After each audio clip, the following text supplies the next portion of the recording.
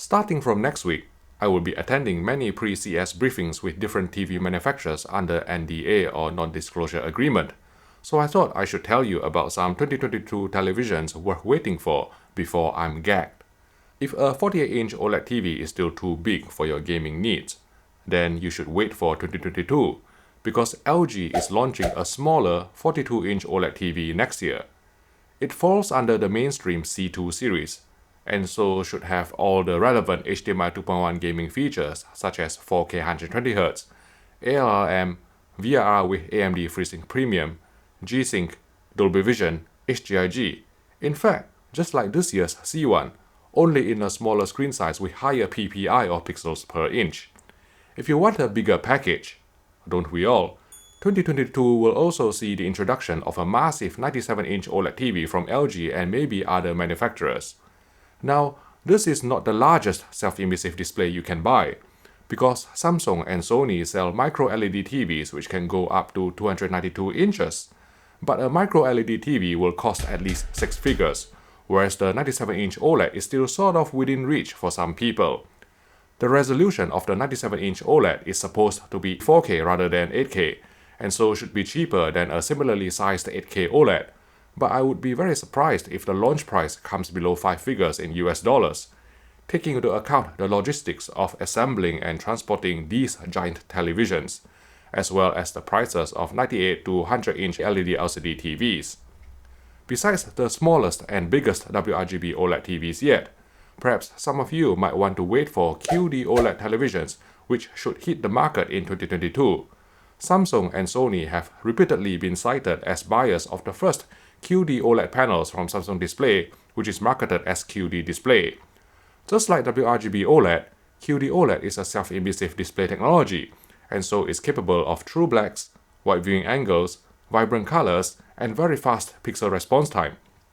What's different is that QD OLED uses a quantum dot layer to convert blue OLED light source to red and green, and so QD OLED displays will have a true RGB subpixel structure, unlike WRGB OLED technology, which adds a white subpixel.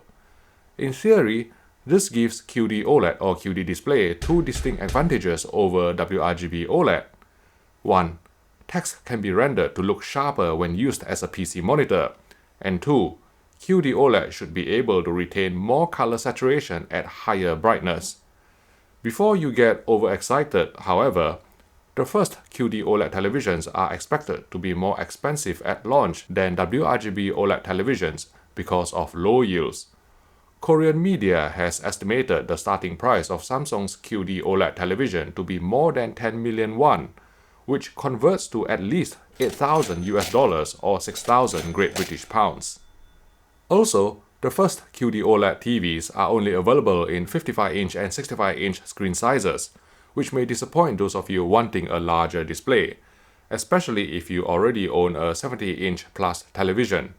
You know what they say, once you go big, you can't go back. Circling back to WRGB OLED TVs, it's possible we may finally get a hardware fix for the VRR gamma and flickering issue next year.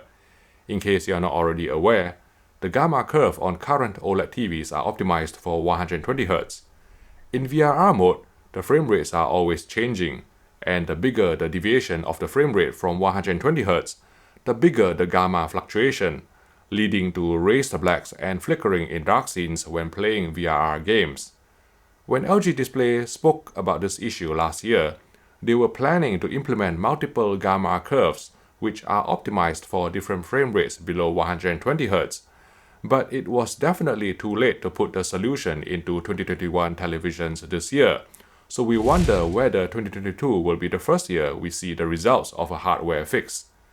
Then again, maybe we're all just getting our hopes up, because if we are really talking about a hardware fix, the near black chrominance overshoot issue has been present on WRGB OLED TVs since 2018, and 2020 was supposed to be the year we were hoping for a proper hardware fix.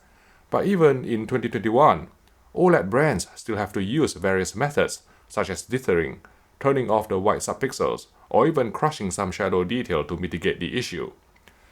Recently, LG Display filed a patent in the USA for an OLED driving method to improve color unevenness as well as color accuracy and grayscale expression in dark scenes.